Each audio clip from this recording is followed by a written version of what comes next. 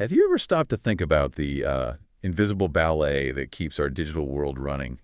Those apps, the services, the data you rely on every single day, they don't just magically stay up and running. Today, we're taking a deep dive into two critical ITIL practices. They're absolutely essential for any organization aiming for, rock-solid reliability.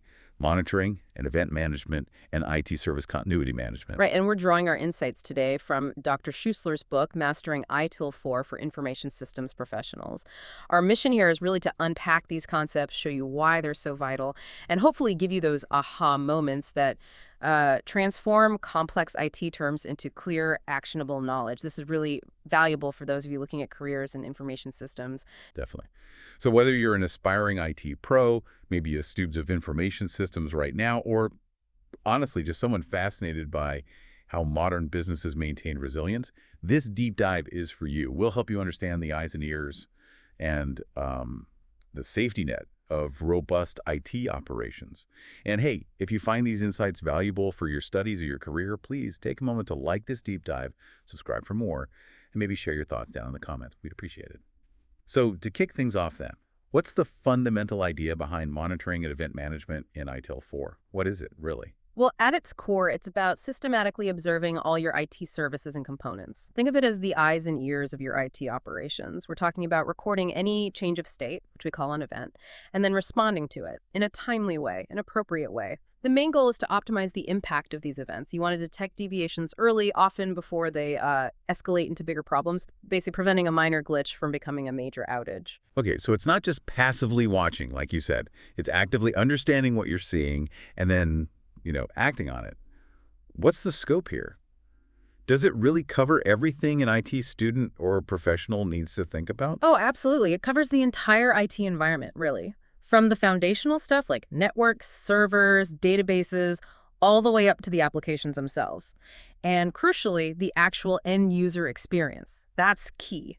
So key activities involve figuring out what to monitor, setting up those continuous mechanisms, defining rules for how you categorize things, and automating responses where you can. The real trick, honestly, is sifting through all the noise, all the system outputs, filtering it, and making sure the significant events trigger the right actions fast. Okay, so if it's about detecting problems, it's not necessarily about fixing them directly, right? It sort of feeds into other processes. That's a really critical distinction, yes. Monitoring and event management doesn't actually resolve incidents itself, or design the monitoring tools for that matter. Instead, it acts as a vital input. It feeds information into practices like incident management and problem management.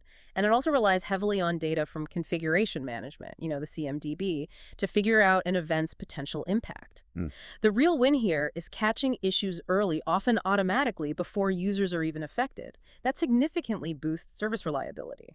Right, and this is where understanding the language becomes really important, I think. To truly grasp how this works, we need to clarify some crucial ITIL terms. Because, let's face it, they all sound a bit similar, but they have very distinct meanings. Absolutely. Good point. Let's start with event. In ITIL 4, an event is basically any change of state that has significance for the management of a service or other configuration item. So it's any detectable occurrence in your IT environment. Simple as that. And events tend to fall into three types. First, informational. Like a routine system backup completing, no action needed, just good to know. Second, warning. This is where things might need attention soon. Maybe a server CPU hits 85% utilization. And third, exceptional. This indicates an error or a breach, like a server crashing. This demands immediate action. Okay, so an event is the raw happening, the change of state. How do we then get from that to an alert? Right. So an alert is basically a notification. It tells someone or something that an event of significance has occurred. It's what the IT staff actually see or receive, maybe an email, a dashboard light, a pager message.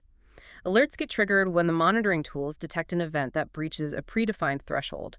And a threshold is just a preset value or condition. Pretty simple, like if your website's response time goes over 2 seconds, that could trigger an alert. The really critical insight here, though, is that thresholds are what distinguish between an insignificant change and one that needs attention. You have to be careful setting them. Too sensitive. You drown in alert fatigue. Too loose. You miss the early warnings. That makes sense. So we've talked about catching those early signals, but what happens when things actually break? That's where incidents come into play, isn't it? Precisely. An incident is defined as an unplanned interruption to a service or a reduction in the quality of a service. Incidents typically happen when events cause an actual impact on the service that users might notice. Now, not all events become incidents. Hopefully, many are caught and fixed before users are affected. But if an event disrupts a service, maybe a network outage event, that immediately triggers an incident. And the primary goal of incident management then is just to restore normal service operation as quickly as possible, get things back online. Okay. And then there's problem. How does that differ from an incident? Because this is a common point of confusion I find for many students. Yeah, it really is. A problem is the cause or potential cause of one or more incidents. So unlike an incident, which focuses on that immediate fix, getting the service back up, problem management is about digging deeper, investigating the underlying causes and fixing them permanently to stop it happening again. So if you have recurring incidents, like, say, multiple database crashes, you'd open a problem record to find that root cause. Maybe it's a software bug or a bad configuration, and monitoring and event data. Invaluable here for spotting those patterns. The key takeaway for students, I think, is that an incident is the symptom, but the problem is the disease. You need to treat the disease. That's a great way to put it. Symptom versus disease. So to bring these terms to life, let's maybe walk through that real-world scenario you mentioned, the web-based retail application. Okay, yeah. Let's imagine the operations team. They're monitoring server CPU, database query times, user transaction errors, the usual stuff. So a routine log entry pops up, a batch job started. That's just an informational event, nothing to worry about. Now they have a threshold set. If database query time goes above 2 seconds and stays there for 5 minutes, one afternoon, it does, boom, that's a warning event. And an alert gets sent automatically to the on-call engineer. The engineer starts investigating. Now, if at the same time users start reporting slow checkouts, that's when it becomes an incident, because service quality is now degraded. So the engineer works quickly, restores service maybe by re-indexing a database table, incident resolved, but it doesn't stop there. They then raise a problem record to analyze why the database became slow in the first place, find the root cause, prevent it from happening again. Okay. See, walking through it like that really clarifies the progression. You see how each term plays a distinct, vital role in managing the health of that service. It goes from a signal to an impact to a fix and then to prevention. Exactly. It's a clear flow. Now, you mentioned earlier that modern monitoring isn't a one-size-fits-all solution. There are actually different lenses, different ways we look at IT health. Indeed. Yeah, we broadly categorize them into 3 main types. First up is infrastructure monitoring. This is watching your foundational IT components, the servers, the networks, storage, databases, the plumbing, basically. It tracks metrics like CPU usage, memory available, disk I/O, network traffic, trying to catch hardware failures or resource exhaustion early. Tools here might be things like Zabbix, Nagios, maybe open source options, or cloud-native tools like Amazon CloudWatch or Azure Monitor. The plumbing. Got it. Then there's the actual software running on top of that plumbing. Right, that's application monitoring, often called APM, application performance management. This focuses specifically on the performance and behavior of your software applications themselves. It's tracking things like response times for specific functions, transaction throughput, error rates within the application code. Often it goes deep, even tracing requests through different parts of the code. So an example might be getting an alert if the checkout transaction in your e-commerce app takes longer than 3 seconds. That's APM. And finally, the ultimate test, what the person clicking the buttons actually experiences. That's experience monitoring, sometimes called end-user monitoring or digital experience monitoring, DEM. This tries to gauge IT service quality directly from the user's perspective. It answers the question, what experience is the user actually having right now? Okay. This can involve real user monitoring, RUM, collecting data from actual user browsers or devices, or synthetic monitoring, using scripted transactions from different locations to simulate users.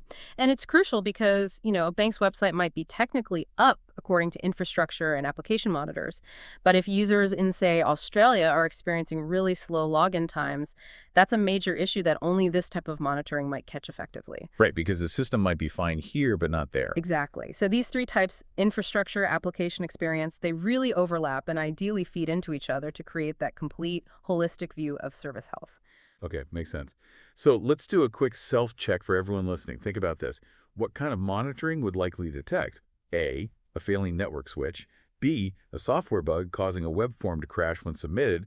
And C, users in London reporting slow page load times while users in New York are fine. Okay, thinking time. For A, that failing network switch, that's classic infrastructure monitoring hardware level. For B, the bug crashing the web form. That's squarely in the application monitoring domain. It's about the code's behavior. And for C, those slow page loads just in London. That's definitely experience monitoring. It's capturing that user-perceived performance difference. Now, to put these monitoring types into practice, you obviously need tools. And there's a huge ecosystem out there. It can be overwhelming. But instead of trying to memorize every single tool name, it's better to think of them in categories based on what they do. For instance, you have massive log analytics platforms like Splunk. Think of them like super-powered search engines for all your IT data, great at aggregating and correlating millions of events from different sources. Then there are the unified cloud monitoring platforms like Datadog or Dynatrace. These are often SaaS solutions built for the agility needed in dynamic cloud environments. They try to pull together metrics from servers, databases, applications, user experience all into one place. And of course, for folks wanting powerful, often open source control, especially for core infrastructure on premises, tools like Nagios or Zabbix are still very robust options. So it's not about picking just one tool, usually. Rarely. Most large organizations use a combination of these tools.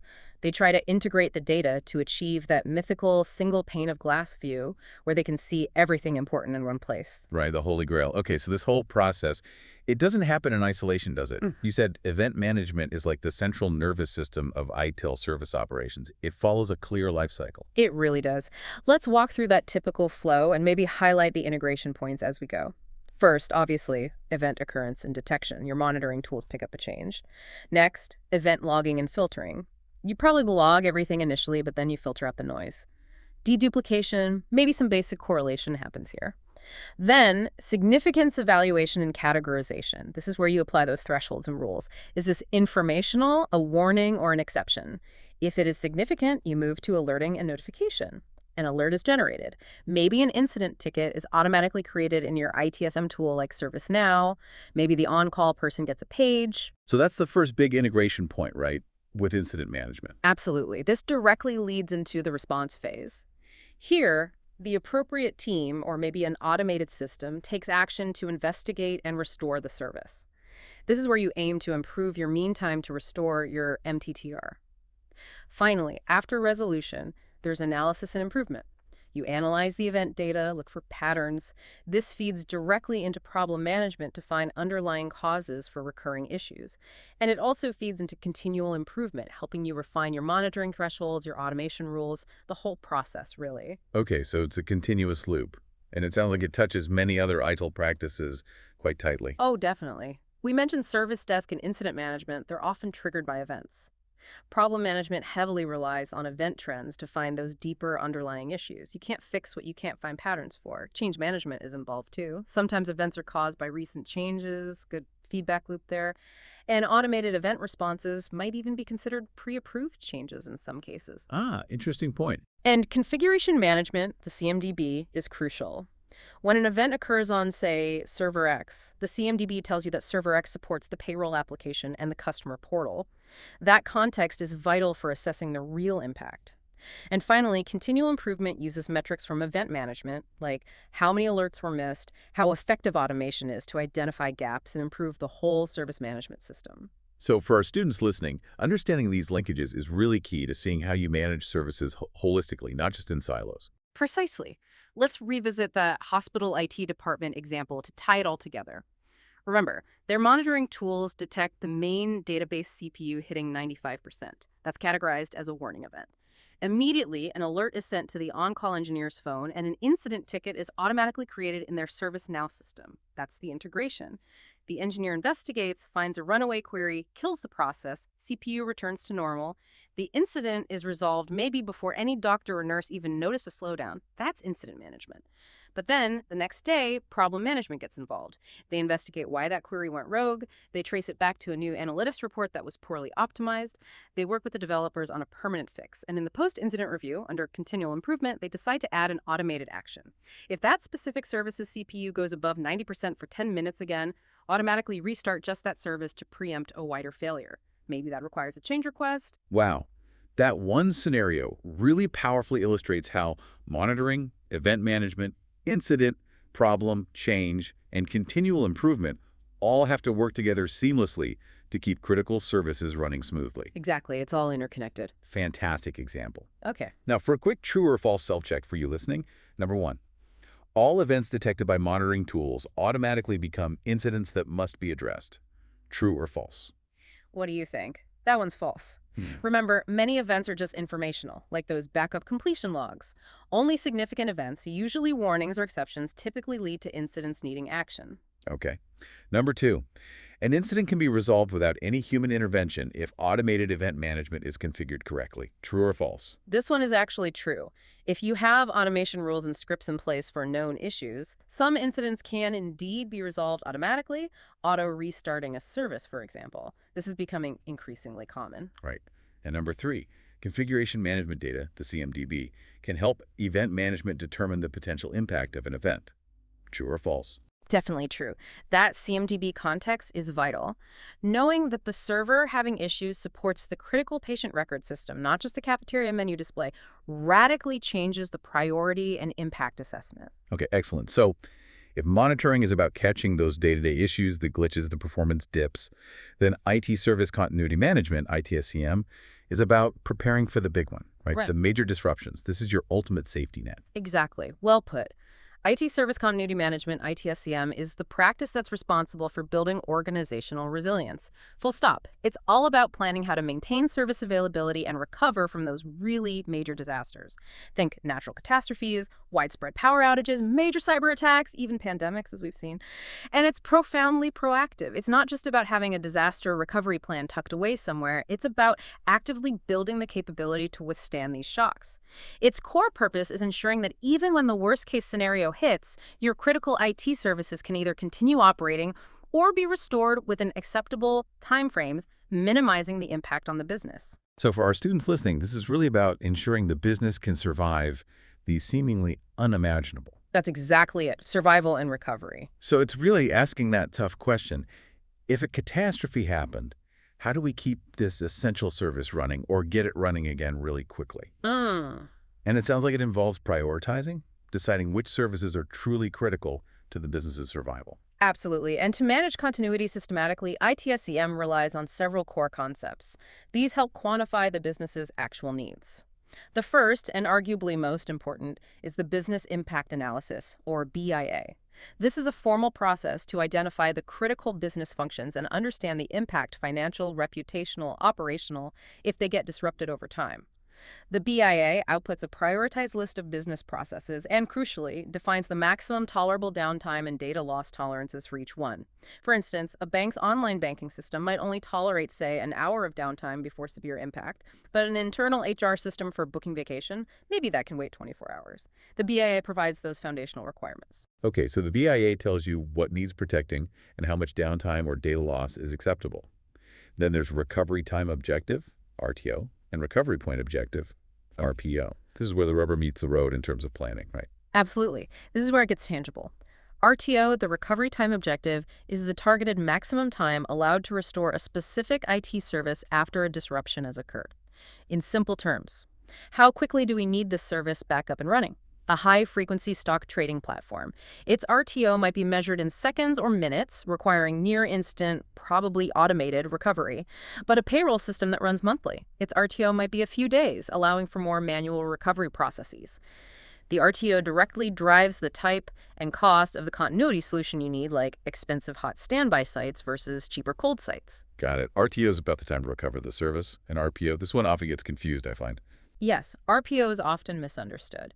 RPO, the recovery point objective, is all about data loss tolerance. It represents the maximum amount of data loss, measured in time, that is acceptable to the business for a specific service.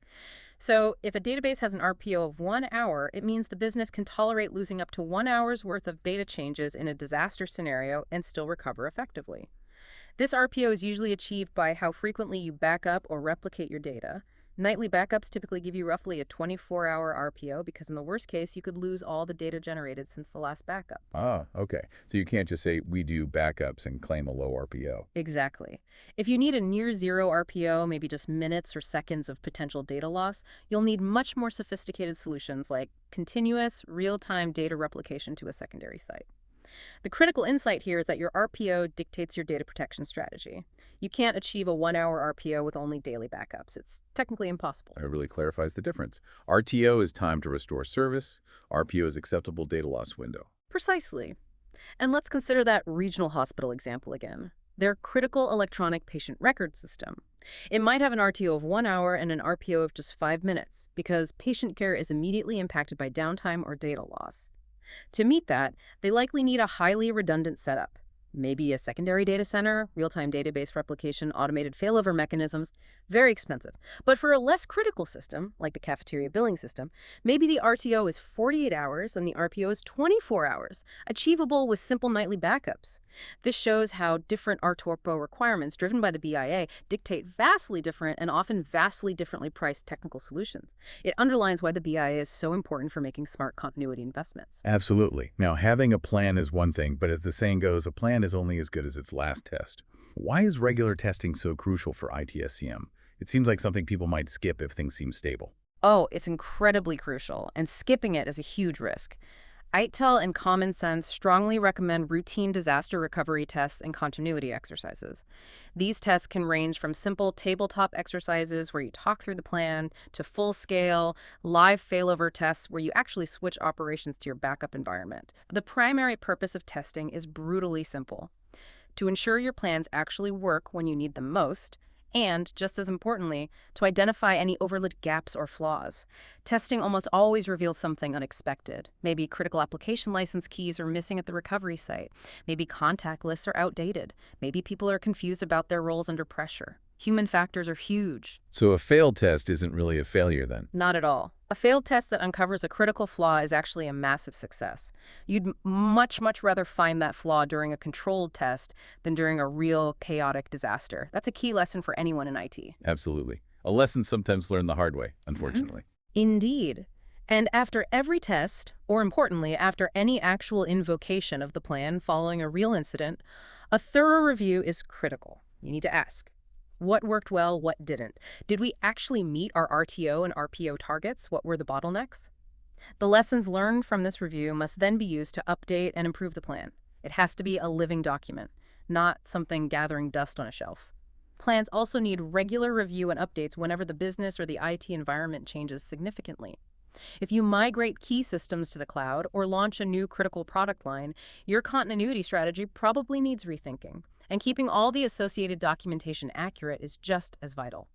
That financial services firm example you mentioned really brings home the value of testing. Yes, it's a classic case. This firm had a secondary data center and, importantly, committed to annual full failover tests for their critical trading platform. In one test, simulating a primary data center power outage, they successfully failed over and measured an 80-minute RTO, which was well within their 2-hour target. Good news. It sounds like it. But the test also uncovered that one specific critical reporting application failed to start correctly at the DR site. Why? A missing license key file that wasn't part of the standard replication. Oops. They immediately updated their procedures to include that license key and retested just that part successfully. They also noticed some communication delays between teams during the test, so they refined their communication plan and practiced it. A year later, a real regional blackout did hit their primary data center. Because of the issues found and fixed in the previous test, they executed the failover smoothly, this time within an hour. It just demonstrates the immense practical value of consistent, rigorous testing. Couldn't agree more. Okay, let's do one more self-check, this time tackling some common misconceptions about continuity planning. For those listening, think about whether these statements are true or false, and more importantly, why. Statement A. If we have daily backups and a documented plan to rebuild servers from them, we can claim a near-zero RPO because, hey, we have the backups. Okay, misconception A. That is definitely false. A big misconception. Daily backups mean your RPO is roughly 24 hours. In the worst case scenario, you could lose up to a full day's worth of data generated since the last backup ran. Achieving a near-zero RPO requires continuous real-time data replication with essentially no data loss tolerance. Backups alone don't get you there. Right. Statement B. Our e-commerce site's RTO is defined as 4 hours. After a major data center outage last month, we managed to get it fully running again in 3 hours and 30 minutes. Therefore, we successfully met our RTO. Statement B. That one sounds true. If your target time to restore the service, RTO, was 4 hours and you achieved it in 3.5 hours, then yes, you successfully met that specific objective for that incident. Good job. Okay. And statement C. We haven't had any actual disasters or major outages that required using our DR plan in the last 5 years, so it's probably safe and cost-effective to skip this year's full DR test. Ugh, statement C. This is dangerously false. Another huge misconception. The fact that you haven't had a disaster is precisely why you absolutely must continue testing regularly. Over time, technology changes, people change roles, configurations drift, business priorities shift. Your plan, information, and assumptions can quickly become outdated without you realizing it. Complacency is the enemy of resilience. Skipping tests is inviting trouble when a real event finally occurs. Well said. Complacency is the enemy. Okay. Shifting gears slightly, let's talk about two forces that are really changing the game in both proactive event management and disaster response. Sure. Dashboards and automation. They absolutely are game changers. Let's start with dashboards. Dashboards are all about visualization. They consolidate key performance metrics, system health indicators, and critical alerts into easily digestible, often graphical formats. You often see them on large wall screens in a network operations center, or NOC. Their power lies in enabling IT teams to spot anomalies quickly, see correlations between different data points, and understand the overall health of services at a glance. In the continuity context, dashboards are vital during a disaster. They can monitor the status of backups, track replication lag to see RPO adherence, and show the progress of recovery activities against the RTO clock. They provide that real-time situational awareness crucial for making good decisions under pressure. Right, seeing the big picture quickly. And what's fascinating, as you hinted, is how automation plays such a critical role now, especially for meeting those really demanding short RTOs in continuity planning. Oh, it's transformative, hugely important. In day-to-day event management, automation can handle responses for known, predictable issues without needing human intervention at all. This could be things like automatically correlating related alerts to reduce noise, creating incident tickets automatically, or even running pre-approved remediation scripts like auto-restarting a failed service or clearing a full disk queue. This drastically reduces the mean time to respond and mean time to restore because the fix often begins instantly, sometimes before a human even sees the alert. And for IT service continuity. For ITSCM, automation is absolutely vital for achieving very short RTOs. We're talking minutes or even seconds. Think about automated failover mechanisms where network traffic is rerouted via load balancers or DNS changes within seconds if a primary site becomes unavailable. Or using orchestration tools that can coordinate the complex sequence of steps needed for recovery, bringing up virtual machines in the right order, attaching storage, restoring databases, verifying application availability, all triggered by a single command or event. We've even seen the rise of practices like chaos engineering, which seem to rely heavily on this kind of automation to test resilience. That's a fantastic example. Chaos engineering, where companies like Netflix intentionally disable parts of their production systems to test resilience, is only really feasible because they have robust monitoring to detect the failure and sophisticated automation to ensure the system can self-heal or failover automatically and quickly. Imagine their primary database goes down. Monitoring detects it instantly. Automation scripts kick in, promote a standby database to become the new primary, update configurations, redirect traffic via DNS and load balancers. All of this might happen within minutes, orchestrated automatically. In a real incident, this could mean the service recovers so fast that most users barely notice a blip, if anything. It truly shows the power of tightly integrating monitoring, automation, and continuity planning to build highly resilient, almost self-healing systems. Incredible stuff. So as we wrap up this deep dive, it really becomes clear, doesn't it? Vigilant monitoring and event management provide that crucial day-to-day stability. They give us the early warnings, the insights into what's happening right now. And then robust IT service continuity planning provides that absolutely essential safety net. It ensures that even when the truly unimaginable happens, your critical IP services have the resilience to bend without breaking, or recover quickly if they do break. Exactly, and these aren't just theoretical processes you study for an ITIL certification exam. They are fundamental, essential capabilities for any organization today that relies on IT and demands near constant availability, which is pretty much everyone. Mastering these practices means you, as future or current information systems professionals, can anticipate issues before they impact users, react swiftly and effectively when they do occur, and ensure the IT services supporting the business can genuinely withstand adversity. This is fundamental to your value and success. Absolutely. So here's a final thought to leave you with as you navigate your careers in information systems. How might you leverage these concepts of monitoring, event management, automation, and continuity? Not just to react to problems when they happen, but to proactively design and build truly anti-fragile IT systems. Systems that don't just withstand stress, but perhaps even get stronger because of it. Something to ponder. We really hope this deep dive has given you some valuable insights into these critical ITIL practices. If it has, please do hit that like button, subscribe to the channel for more deep dives like this, and definitely share your thoughts, experiences, or any questions you might have down in the comments below. We genuinely love to hear from you and engage in the discussion. Thanks for listening.